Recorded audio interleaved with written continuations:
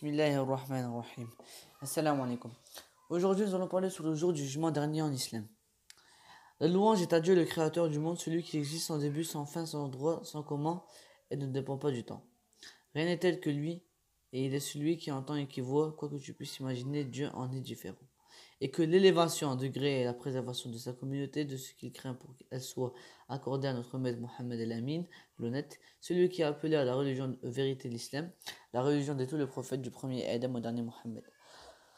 Allahu alayhi wa sallam. Allah Ta'ala dit dans le Coran, A'udhu billahi minash shaytanir rajim, Innamal mu'minuna alladhina amanu billahi wa rasulihi thumma lam yartabu. Sadaqallahu al-azim.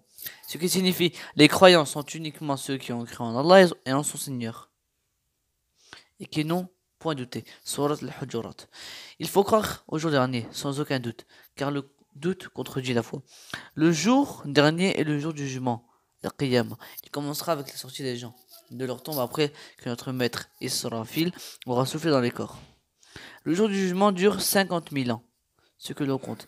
Dieu dit dans le Coran, A'udhu billahi minash shaytanir rajim, Fi yawmin kana miqdaruhu 50 alf sana. Sadaqallahu al-azim. Ce qui signifie, en un jour qui dure 50 000 ans. Surat al-Ma'arij, ayat 5. Cependant, cette longue durée sera pour le musulman pieux comme la durée d'une prière prescrite.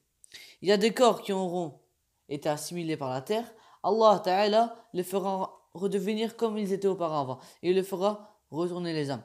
Puis ils seront rassemblés pour le jugement, Hisab, sur une terre différente de cette terre-ci, qui ne comporte ni montagne, ni mer, ni vallée, une terre que l'on appelle la terre changée.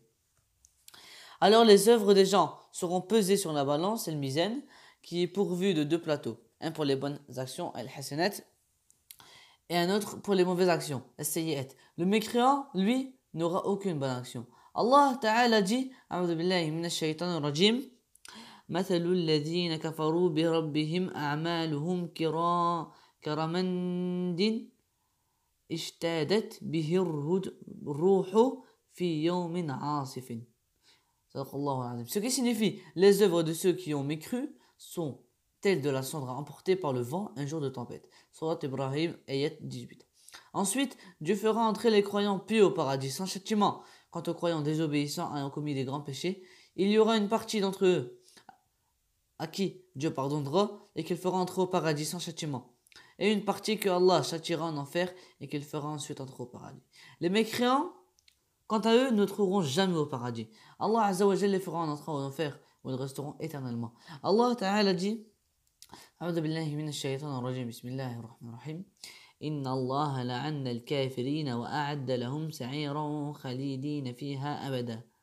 La yajiduna walayya wala nasira. Ce qui signifie, certes Allah a maudit les mécréants et a préparé pour eux un feu ardent dans lequel ils restent éternellement. Ils ne trouveront ni alliés ni secoureurs. Surat al-Ahzab, ayat 64-65. La signification de je témoigne que Mohammed est le messager de Allah et je sais, je crois fermement et je reconnais que notre prophète Mohammed, fils de Abdullah, fils de Abdul Muttalib, est l'esclave de Allah et son messager envoyé à toute la création.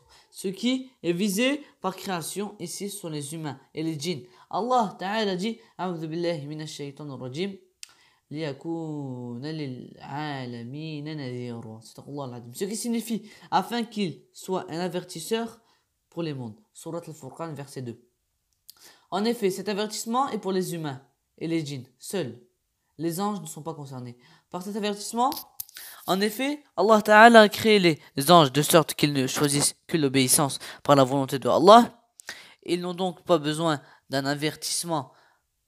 La foi en le message de notre maître Mohammed est le fondement même du deuxième témoignage. Toutefois, le deuxième témoignage comprend de nombreuses questions et de nombreuses lois qui déroulent de lui entre autres sujets. Que le prophète fait partie de Quraysh. Quraysh étant la tribu la plus noble des Arabes. Allah Ta'ala a fait que Quraysh ait un mérite sur les autres tribus et que les autres tribus reconnaissent une faveur pour Quraysh. Le devoir de savoir que le prophète est né à la Mecque et qu'il a reçu sa mission de prophète.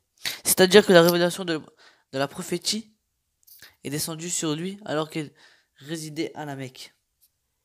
Ensuite, il a émigré à Médine et il y est décédé. C'est là-bas qu'il a été enterré. qu'il est véridique en tout ce qu'il a annoncé de la part de Allah Ta'ala, qu'il s'agisse des nouvelles des communautés et des prophètes qui nous ont précédés, ou du commencement de la création du jugement licite ou illicite, de certains actes et de certaines paroles des esclaves, ou de ce qu'il a annoncé des choses qui vont se produire dans l'avenir, dans le bas monde et l'au-delà, Inch'Allah. Que le prophète est véridique en tout ce qu'il a annoncé de la part de Allah Ta'ala. Parmi cela, il y a la croyance au supplice de la tombe, la croyance en la félicité de la tombe, la croyance en l'interrogatoire des deux anges Munkar et Nakir, la croyance en la résurrection. Nous devons croire au rassemblement, la croyance au jour dernier. Nous devons croire également à l'exposition des actes. Nous devons croire à la balance. Il y a la croyance en l'enfer, à savoir la Jehen. La croyance au Sirat, qui est un pont qui surplombe l'enfer. Nous devons croire au bassin. Nous devons croire à l'intersection. Nous devons croire au paradis. Il y a la croyance que la vision de Allah Ta'ala. Nous devons croire que la vision de Allah Ta'ala avec les yeux dans l'au-delà est une réalité. Ceci est réservé aux croyants. Ils le verront alors qu'ils seront au paradis. Sans comment, sans ressemblance avec ses créateurs et sans direction, c'est-à-dire que Allah Ta'ala ne sera pas dans une direction ni dans un endroit. Seulement, ce sont eux qui seront dans leurs endroits au paradis. Ils le verront d'une vision ne comportant aucune confusion. Ils ne douteront pas si celui qui l'ont vu est Allah ou autre que Allah. Tout comme celui qui voit la lune une nuit de pleine lune. La lune étant pas voilée par des nuages, ne doute pas que c'est bien la lune qu'il voit.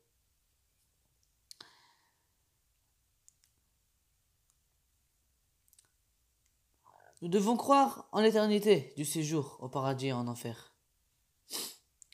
Il est un devoir de croire que les gens du paradis demeureront éternellement au paradis et que les gens de l'enfer demeureront éternellement en enfer. Il n'y aura pas de mort après cela. Les animaux n'ont pas de raison. Ils ne vont pas rendre des comptes. Ils ne vont ni au paradis ni en enfer. Dans le hadith, il est cité que les animaux vont se rendre les coups entre eux et ils vont être transformés en poussière. Dans le Coran, il est cité que les animaux sont mieux que les mécréants. La mécréance est le plus grand péché, voire les sortes de mécréance et les catégories de mécréants, blasphèmes, apostasie. Ainsi, le mécréant dans l'au-delà souhaitera ne plus exister pour ne pas sentir la douleur. Et quand il voit les animaux être transformés en poussière, il souhaitera être à leur place.